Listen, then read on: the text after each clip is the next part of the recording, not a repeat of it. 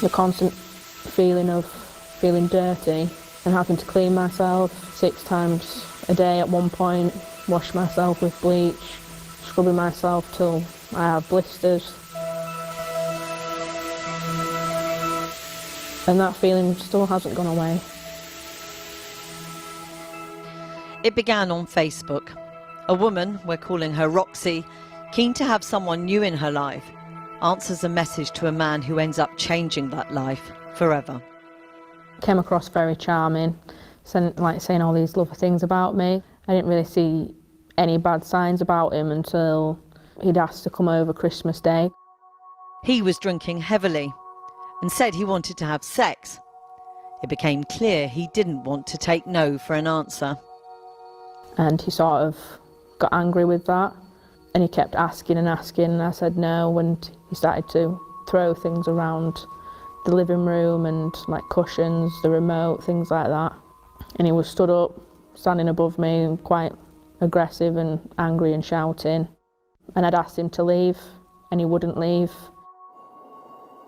For 3 hours, she desperately tried to convince him to leave, as he became increasingly nasty, raging and smearing dog feces all over the house, before finally agreeing to go outside.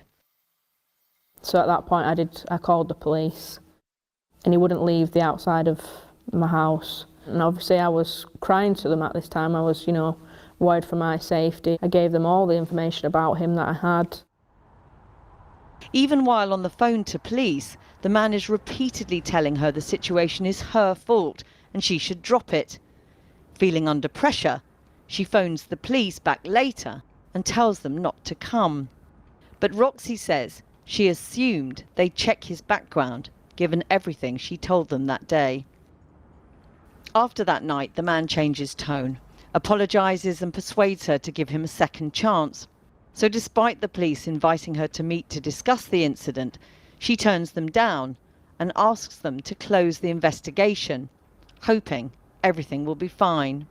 And I said, well, I've decided not to press charges because it's done with now. And obviously at this point, that person got into my head saying to drop it, I'll get away with it, and he'd made me feel that in a way it was my fault as to him reacting that way because I'd refused to have sex with him. So I felt it was my fault and I was silly for phoning them. But then he turns again. After a party, he demands sex. This time, the response goes beyond angry shouting.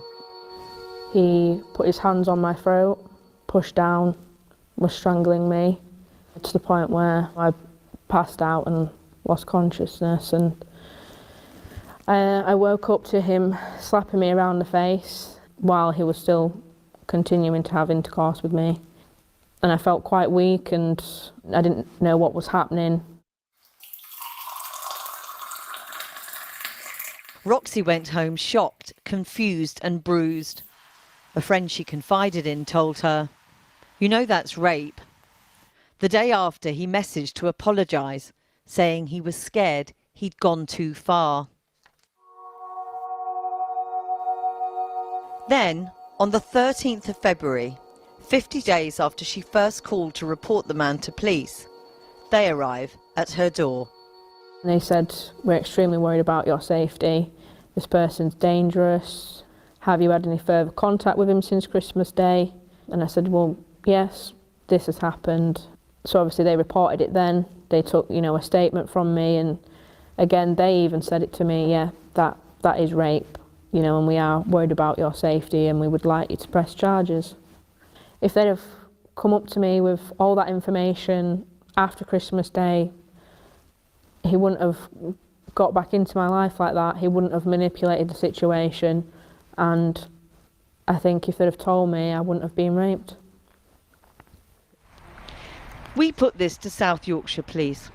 They told us because of Roxy's initial call, they continued to investigate the circumstances around the incident on Boxing Day and made repeated attempts to speak to her, deciding to proactively trigger the domestic violence disclosure scheme, so-called Clare's Law, when women are given information by police about a partner's potential risk. Once they've actioned Clare's Law, the police are required to disclose any information within 28 days. South Yorkshire Police said they followed all relevant procedures and did complete their disclosure to Roxy within the required timescale, which is set by the Home Office. They say that safeguarding Roxy was their priority. But Roxy is not the only one questioning whether something could have been done sooner. In general, you've got 28 days according to that guidance, but I know some forces are doing this within days. And on Clare's Law specifically, it is not enough to say we've met the 28-day deadline if it's possible that there was information that could have been acted on earlier. Absolutely. There is better practice possible, and forces should be actively understanding and learning from each other as to how, for some forces, because I know they exist, are making these disclosures at much higher rates and within days. And that's exactly what victims need and deserve. Timing is of the essence. It's important to know as soon as possible. Why delay? Why allow for administration to get in the way of safety?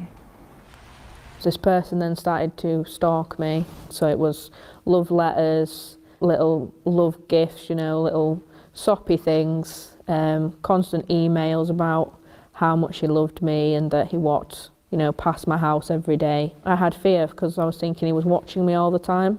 He then found out where I was working, turning up there, and they said, oh, we're going to arrest him today for stalking, but they never did. South Yorkshire Police told us a man has been interviewed in connection with Roxy's allegations. It said Roxy remains our priority as the investigation progresses.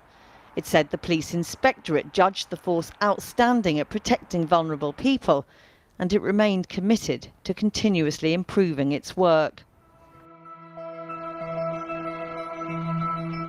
So from the police disclosure coming too late, no offer of protection when she was stalked, and now the long wait to hear whether he's charged, and even if he is, an even longer wait for a court date. Roxy says she feels let down at every turn. How hopeful are you of getting that justice? At this moment in time, not very hopeful. Obviously with the interaction I've had with the police so far, I've sort of lost my faith in the justice system. Realistically, when you need their help, they're not there.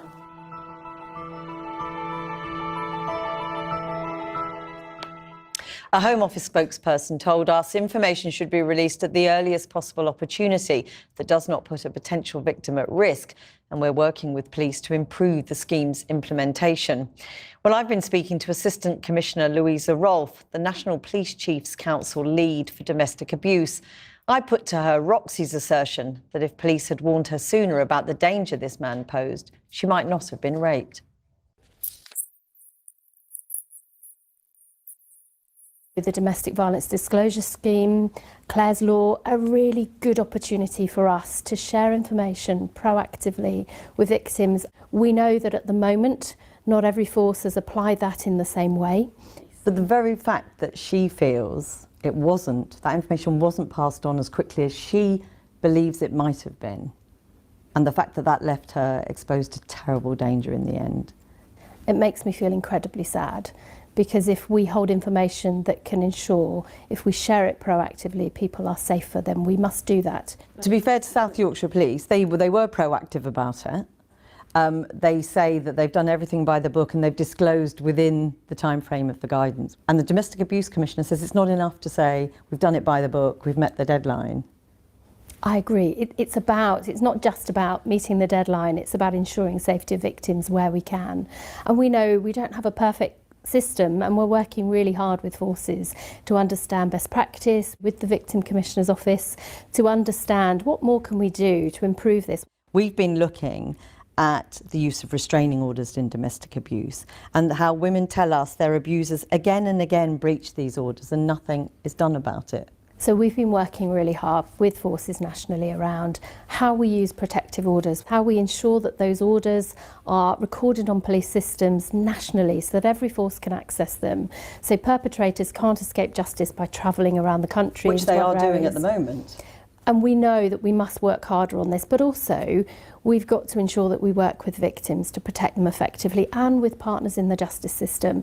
We followed one woman to court whose partner had breached a restraining order or 5 times, and he was finally taken to court and sent to jail for a matter of weeks for that specific offence.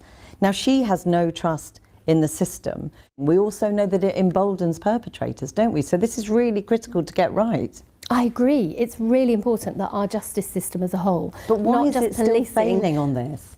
I'm working really hard with partners in CPS and others to say, you know, where we apply a restraining order, where we apply for a protective order, any breach of that must be taken seriously. We don't expect officers to have to wait for a 3rd or 4th or horrifyingly a 5th breach of a protective order, because when we apply for those orders, we see them as really important to protect a victim. The police constantly talk now about how domestic abuse is to be viewed as on a par with terrorism. Charities on the ground, we've been working with a small charity really on the sharp end called Resolute in South Yorkshire. They say this is just lip service. We know there are more than 2 million victims of domestic abuse every year in the UK. If we had more than 2 million victims of terrorist offences, the response would be very different, I suggest. So we are working on how do we ensure that we understand the threat of domestic abuse? How do we work with partners to ensure that our policing response, our prosecuting response, ensures that we take those cases very, very seriously? We know how many women die at the hands of a partner or ex-partner every week in the UK. We know the prevalence of suicide by victims of domestic abuse is horrifying too, and we've been working to understand how we might respond effectively to that. The campaigners, the people working on the ground with women who are suffering domestic abuse, domestic violence now, they do not believe it when you say this is a priority. But charge and conviction rates are tiny. Yes, and that is an indictment, isn't it, of policing? It's an indictment of the criminal justice system.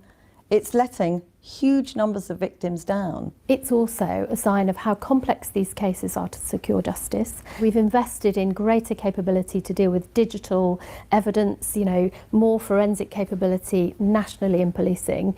We also know that very many victims do not seek a justice solution, and this is not a problem we can arrest away or prosecute our way out of. I worry sometimes if we focus on the sole solution to this being about prosecuting perpetrators, when we know the reality of where we get it right. Sentences are not long, hefty sentences that make the problem disappear forever with domestic abuse. Should they be? I absolutely see cases where I want us to lock people up and throw away the key. But I also know that many victims want the abuse to stop, and we need to work really effectively on what good prevention looks like. You have this joint justice plan coming. What will be your message to officers in your plan so that every single officer takes this as seriously as you want them to? Often those officers first responding to an incident will be, you know, they might have just come from a robbery, a burglary, a collision, you know, they might have been involved in a fast time high threat incident, and the next minute they're at a domestic abuse incident. And we want them to show empathy, compassion, professional curiosity. We want them to be really inquisitive about what has happened here. How will you measure the success of your joint justice plan? I want to see more perpetrators held to account, and I want to see victims safer. Louisa Rolfe, thank you very much for talking to us. Thank you. And if you need any support after that discussion, you can find more information and links at channel4.com/support.